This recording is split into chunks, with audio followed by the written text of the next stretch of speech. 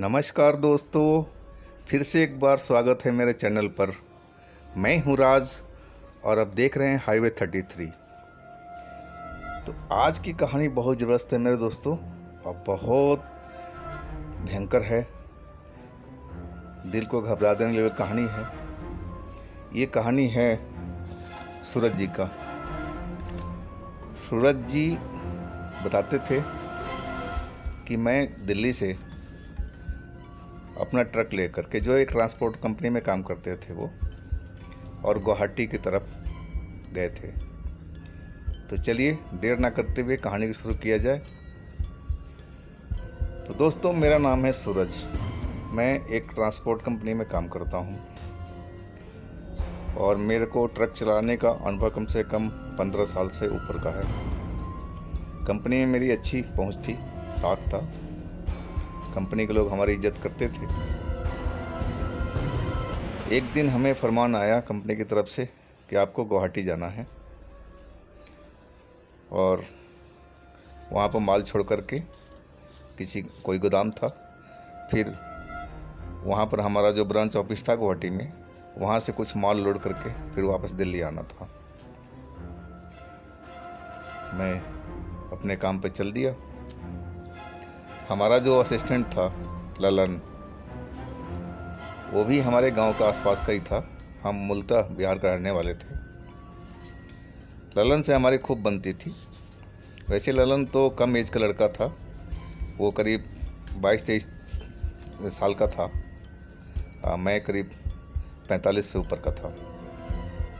तो एक तरह से हंसी मजाक भी चलता था। एक थोड़ा सा लगता था कि वो बहुत नज़दीक है मेरे से, एक बाप बेटे वाला रिश्ता भी बना रहता था।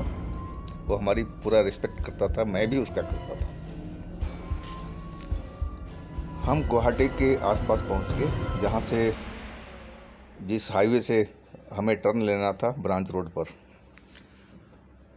टर्न लेने के बाद में कम से कम वो 26-27 किलोमीटर अंदर में था वो गोदाम। अभी हम जब टर्न लिए थे तो शाम को करीब 7 या 7:30 बज रहा था, लेकिन उस साइड में अंधेरा हो गया था। गर्मी के दिन था, लेकिन सूरज आप जितने पूरब में जाओगे तो जल्दी ढलना शुरू हो जाता है।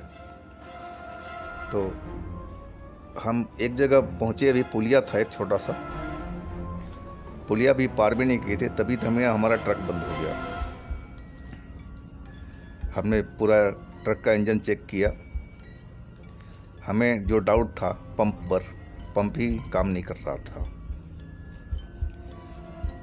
हमने इमीडिएट जो गुवाहाटी ऑफिस था हमारा, उसके ब्रांच मैनेजर को हमने फ़ोन किया और सारी समस्याएं उसको बताई।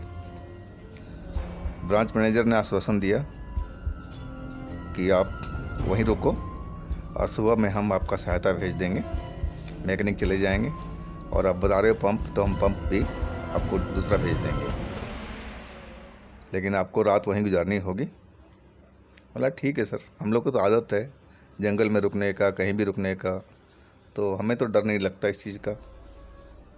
मैंने बोला ठीक है सर, आप सुबह में जल्दी भेज दीजिएगा कि माल हम जल्दी से जल्दी खाली कर दें गोदाम में जा कर के, और फिर हमें आपके ऑफिस से माल भी भरना है जो वापस हम दिल्ली लेके चलेंगे। बोले ठीक है, ब्रांच मैनेजर ने बोला। उसके बाद हमने ललन को बोला, बेटा अब तो रात हमें यहीं गुजारनी है, कुछ खाने पीने का प्रोग्राम हो जाए। ललन बोला ठीक है उस्ताद, ऐसा करो कि आप चले जाओ, देखो आगे में कहीं बस्ती दूर नज़र आ रही है, मेरे ख्याल से कोई चिट्टी टाइप का है, छोटा शहर है, तो देख लो कुछ खाने पीने का प्रबंध करके आओ, सब्जी वगैरह का। बाकी चावल तो है, मैं चावल जब तक उबाल लेता हूँ। हमारी गाड़ी में सब कुछ खाने बनाने का इंतजाम था, पानी से लेकर हर एक चीज़ तक का हम इंतजाम रखते थे। लंबी दूरी का हम ट्रक ड्राइवर हैं, तो सारा इंतजाम करके हमें चलना होता था।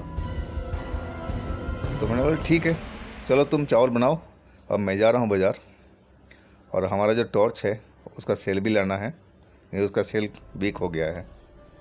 बोला ठीक है उस्ताद। फिर वो मेरे जाते हुए टोका, उस्ताद मच्छर यहाँ बहुत है, थोड़ा वो मच्छर का दवाई भी ले आना, कोई जलाने वाली अगरबत्ती टाइप का। ठीक है बेटा, मैं ले आऊँगा। वहाँ से करीब 2 किलोमीटर मैं पैदल ही चला। एकदम सुनसान सड़क थी, ट्रैफिक नहीं था। मैंने एक दो जो छोटे वाला ट्रक गुजर रहे थे उनसे लिफ्ट मांगा, लेकिन वो रोके नहीं, तो मैं पैदल ही चला गया। जा कर के छोटा सा वो हल्का टाइप का था, तो मैंने सब्जी वगैरह लिया अपना, आलू प्याज वगैरह जो भी, टमाटर ले कर के अपना टॉर्च का सेल नया लिया और मच्छर की अगरबत्ती ले कर के मैं वापस आ गया। तब तक बहुत ज़्यादा अंधेरा हो गया था। आने जाने मेरे कम से कम 1.5-2 घंटे लग गए। 9 बजने को था। मैं आया, ललन क्या हुआ? बोला उस्ताद चावल तो पका दिया हूँ और सब्जी ले आओ और सब्जी को बनाया जाए। वरना ठीक है, यानी कि लालटेन तो कम से कम निकाल लेता। अंधेरे में बैठा हुआ है और वो अंदर की लाइट जला रखी थी केबिन वाली, तो उसे थोड़ा सा रोशनी बाहर को आ रहा था। बोला ठीक है उस्ताद, वैसे ज़रूरत नहीं थी, आप कह रहे हो तो मैं निकाल लेता हूँ लालटेन। तो लालटेन निकाल के लाया, लालटेन जलाया, फिर हमने सब्जी वगैरह काटी, दरी बिछा ली हमने सही ढंग से, और उसके बाद में सब्जी बनाया। तभी एक पुलिस की गाड़ी उधर से आई, आके हमारे पास में रुक गई। बोला क्या हुआ भाई? नहीं सर, हमारा गाड़ी ट्रक ख़राब हो गया है। तो उतर के आया पुलिस वाला। बोला भाई इस जगह खड़े हो, थोड़ा सा सावधान रहना पड़ेगा, यहाँ चोरी डकैती बहुत होती है, इसलिए मैं आपको बोल रहा हूँ। बोले सर अब क्या कर सकते हैं, ट्रक को तो धक्का मार के कहीं लेके जाने से रहा सर, ना ट्रक को छोड़ सकते हैं। फिर भी वो पुलिस वाला बोला ठीक है, जैसे हम रात में आएंगे गश्त करेंगे तो आपके पास से गुजरते हुए जाएंगे, लेकिन अपना आप ध्यान रखिएगा। कहाँ के हो? नहीं सर मैं हम दिल्ली से आए हैं, वैसे तो हम बिहार का रहने वाले हों। बोला ठीक है, सावधानी से रहना और जागते हुए रहना। मैंने बोला ठीक है सर। तो वो चले गए। इसके बाद हमने खाना वाना खाया, और खाना खा कर के और थोड़ी देर हम आपस में बातचीत करते रहे। तब तक 10:30 पौने 11 के आसपास हो गया था। मैंने ललन से बोला ललन नीचे ही सो गए या केबिन में? गर्मी के दिन था और हवा भी मस्त चल रही थी, मौसम भी ज़्यादा वो था, ठंडा वाला माहौल था, कोई गर्मी वाली थी नहीं, लेकिन मच्छर थे। मच्छर के लिए हमारे भी इंतज़ाम था, मच्छरदानी हम साथ में रखे हुए थे। तो बोला उस्ताद से हम केबिन में ही सोते हैं, बाहर ठीक नहीं है, हवा तो मस्त है लेकिन मच्छर ज़रूर लगेंगे। ठीक है। फिर हम दोनों आदमी अंदर से केबिन को बंद करके, और एक सीट तो अंदर में था, लंबा वाला बेंच, मैं उस पर लेट गया और ललन आगे वाला सीट पर उस पर लेट गया। लेटते ही नींद आ गई, थके हुए थे हम लोग। ललन तो पहले ही सो गया और मैं थोड़ा सा देर में सोया। करीब 12-12:30 बजे की बात है। हमारे केबिन के साइड दरवाजे पर किसी ने थपथपाया, ज़ोर से आवाज़ आई। मेरी नींद खुल गई। मैं देखने लगा कि आवाज़ किधर से आई। तभी ज़ोर से एक बार और आवाज़ आई, टक टक टक। मैं उठ के बैठ गया। ललन को बोला ललन ललन। ललन गहरी नींद में था, उठा नहीं। तो मैं अपनी साइड से केबिन को खोला नहीं, खिड़की में से देखा, एक औरत खड़ी थी और कुछ बोल रही थी। स्पष्ट सुनाई नहीं पड़ रहा था मुझे। मैंने चिल्लाया हाँ जी बोलो क्या बात है। पता नहीं वो क्या इशारा कर रही थी। तब मैंने खिड़की का शीशा खोला। बोला मेरा गाड़ी एक्सीडेंट हो गई है सामने में, और मेरी बेटी और पति उसके अंदर में घायल हैं, से चलो ज़रा थोड़ा मदद करो आप लोग। मैं सनसा रह गया कि कोई आवाज़ तो आई नहीं एक्सीडेंट की, और शीशा हमारे सामने ही था, दूर तक सड़क दिख रही थी, चांदनी रात थी। फिर भी एक्सीडेंट की बात थी, हेल्प करना हमारा फ़र्ज बनता है। हम ट्रक ड्राइवर जहाँ भी देखते हैं मदद करने की कोशिश करते हैं। मैंने ललन को उठाया लेकिन वो करके रह गया। फिर मैंने टॉर्च लिया और नीचे उतर गया। दरवाज़ा लॉक किया मैंने, बोली अब चलो आगे चलो, किधर है। जिधर हम बाज़ार गए थे ना उसी साइड की बात है। वो इशारा करती रही, उधर है, यहाँ पर है, यहाँ पर है, यहाँ पर है। एक छोटी सी पुलिया थी वहाँ पर। मैंने देखा एक काले रंग की गाड़ी पलटी पड़ी है और उसमें से एक बच्ची की आवाज़ आ रही थी जो करा रही थी, और एक जेंट्स था वो चुपचाप पड़ा हुआ था। मैं डर गया एकदम कि एक्सीडेंट हुआ, हमें कोई आवाज़ भी नहीं आई। फिर भी अंदर का जो भावना है वो जग गया कि भाई इनको मदद करनी चाहिए। मैंने गेट खोलने की कोशिश की कार की, लेकिन वो उल्टी पड़ी थी, वो खुल नहीं पाई। तभी औरत बोली जल्दी करो ना, मदद करो ना। मैंने कि मैडम आप उधर चलो ना, उधर से भी आप खोलने की कोशिश करो, मैं इधर से खोलने की कोशिश करता हूँ। लेकिन वो औरत अपनी जगह से हिली नहीं, मुझे ही वो डांट रही थी जल्दी करो ना, जल्दी करो ना, मेरी बच्ची मर जाएगी।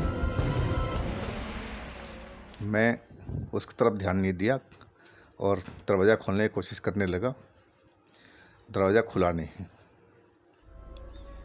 फिर मैंने एक ईंट ले आया और ईंट ले आकर के कांच पर मारा, और कांच पर ज़ोरदार ईंट लगा, लेकिन वो कांच टूटा नहीं। मैंने 2-4 बार चोट मारा, लेकिन कांच अपनी जगह पर साबित था। मैं एकदम सन्न रह गया कि ये कैसा कांच है कि इतनी चोट लगने के बाद भी नहीं टूट रहा है। वैसे खिड़की का कांच तो एक ईंट मार दो, चाहे एक मुक्का भी ज़ोर से मार दो तो टूट जाता है, लेकिन वो बिल्कुल साबुत था। अब मेरे को थोड़ा सा डर लगने लगा कि मैं कहीं भूत का चक्कर में तो नहीं फंस गया हूँ। और भूत का नाम लेते मेरे बदन में सिहरन सी दौड़ गई। मैंने पीछे मुड़ कर देखा कि औरत कहाँ है वो, तो औरत उस साइड में खड़ी थी, यानी कि अभी तो यहीं थी और उस साइड में कैसे चल गई। फिर भी मैं खामोश खड़ा रहा। फिर मैंने एक और कोशिश की ईंट मारने की खिड़की पर, लेकिन कोशिश बेकार थी, वो खिड़की टूटी नहीं कांच वाली। और अंदर से उसकी बेटी का चिल्लाने की या कराहने की आवाज़ आ रही थी, और उसका जो हस्बैंड था वो स्टीयरिंग पर ही झुका हुआ था। सर से ऐसा लग रहा था कि कितना खून निकला हो। मैं एकदम घबराया हुआ था, जी उल्टी उल्टी सा देख करके होने लगा कि उल्टी कर दूं, लेकिन फिर भी मैं सही सलामत खड़ा था। फिर मैंने बोला कि मैडम हम पुलिस को फ़ोन करते हैं और ये हमसे बात नहीं बनेगी, पुलिस आएगी तभी कुछ होगा, बचा पाएगी। ये दरवाज़ा खुल नहीं रहा है, इतनी ज़ोर से मैंने ईंट मारा तभी ये कांच नहीं टूट पा रहा है। तभी अचानक वो औरत अपना रंग बदलने शुरू कर दिया, और देखते ही देखते वो भयानक रूप धारण कर लिया। लंबे लंबे बाल, लाल लाल आँखें, दांत उसके बाहर को आने लगे जैसे राक्षस हो। और बेटी जो उसकी चीख रही थी वो एकदम चुप। मैंने उसकी तरफ देखा, उसकी भी आंखें एकदम मेरी तरफ घूर रही थी। फिर मैं उसके हस्बैंड की तरफ देखा तो वो अपनी जगह पर ही सर झुकाए लेटा हुआ था। अब मैं एकदम दहशत में आ गया, नहीं भगवान ये मेरे साथ में क्या हो रहा है, कभी ऐसे वाकया से मेरा पाला नहीं पड़ा। मैं एकदम सा डर गया। फिर मैंने वहाँ से भागने की कोशिश की, लेकिन मेरा ऐसा लग रहा था किसी ने सीमेंट में मेरा पैर जकड़ लिया हो, और मैं एक कदम भी दौड़ नहीं पा रहा था। तभी औरत उस साइड से मेरे तरफ आई और मेरे को गला पकड़ लिया हाथों से और उठा करके हवा में झुला दिया मेरे को, और बोल रही तब से तेरे को बोल रहा कि मदद कर मेरी बेटी को, मेरी बेटी मर गई ना, तब से तेरे को चीख रहा हूँ मेरी बेटी को मदद कर, तू तो मदद कर ही नहीं पा रहा। मेरे गले से तो एकदम आवाज़ नहीं निकल रही थी, मेरा सांस लेना मुश्किल हो रहा था, मैं कि लग रहा था मेरा दम घुट जाएगा, इतनी ज़ोर से उसने पकड़ रखी थी। मैंने उसको इशारा किया कि 1 मिनट नीचे उतारो मेरे को, लेकिन वो मेरे को दूर झटका दिया, मैं दूर जाकर गिरा। मेरे कमर में बहुत तेज का दर्द हुआ, लगा कि कमर टूट गई हो। मैं उठ ही नहीं पा रहा था। तभी वो औरत हमें बोल करके अपनी गाड़ी की तरफ मुड़ गई और शीशे को खोलने की वो कोशिश करने लगी। उससे भी गेट नहीं खुला वो। फिर वो मेरी तरफ मुड़ कर के आई और बोली चलो एक बार और कोशिश करो। लेकिन उसका भयानक रूप देख करके मेरे बदन में एकदम शेरन सा दौड़ गया, मेरे रोम रोम खड़े हो गए। फिर मेरा उसने हाथ पकड़ा और खड़ा कर दिया। मैं अभी संभल भी नहीं पाया था, तभी उसने ज़ोर से धक्का दिया। मैं गाड़ी के दरवाजे पर जाकर टकराया। मेरा मुंह बुरी तरफ से जख्मी हुआ, लगा कि एकदम छिल सा गया हो चेहरा गाल। मैं एकदम फंसा हुआ था दोराहे में कि मैं करूँ तो क्या करूँ, और अंदर से इतना डरा हुआ था कि भगवान मैं किस मुसीबत में फंस गया, क्यों मैं इस औरत को मदद करने के लिए ट्रक से बाहर निकला। ये तो भूतनी है और पता नहीं मेरे साथ में क्या करेगी। तभी मेरे को एक हेडलाइट नज़र आई जो उधर से आ रही थी। उसको हेडलाइट देख करके मेरे थोड़ा जान में जान आया, चलो कोई तो आ रहा है, कोई तो कुछ करेगा, हमारी मदद करेगा। मैं अपने मन में सोचने लगा। थोड़ी देर में ही लाइट मेरे पास में आकर रुक गई। वही पुलिस वाले थे, वो वापसी आ रहे थे। वो मेरे को वहाँ खड़ा देखकर बोले तुम यहाँ क्या कर रहे हो। मेरे मुंह से आवाज़ नहीं निकल पा रही थी। नहीं सर, ये कार, ये औरत। बोले कौन सी कार। उन्होंने टॉर्च मारना शुरू किया। मेरे आंखों के आगे से कार गायब हो चुकी थी, वो औरत गायब हो चुकी थी। वो पूरी ही लग रहा जैसे कोई मैं फिल्म देख रहा था और फिल्म ख़त्म हो गई हो। पुलिस वाले मेरे पास में आए, हाथ पकड़ के वह पुलिस वाले ऊपर मेरे को लेके गए, मेरे को पानी दिया पीने के लिए। तब मेरी सांस में आई और मैं पूरा वाकया उनको बताया। पुलिस वाले बोले गाड़ी में बैठो, तुम्हें ट्रक के पास छोड़ते हैं। वो ले आकर के मेरे को ट्रक के पास में, तब तक मैं देखा ललन बाहर खड़ा था और मेरा इंतज़ार कर रहा था। पुलिस वाले मेरे को छोड़ करके बोले अब यहाँ से कहीं हिलना मत, ना ट्रक से बाहर निकलना, और हम सुबह में एक बार और आएंगे, तब तक अपना ख्याल रखना।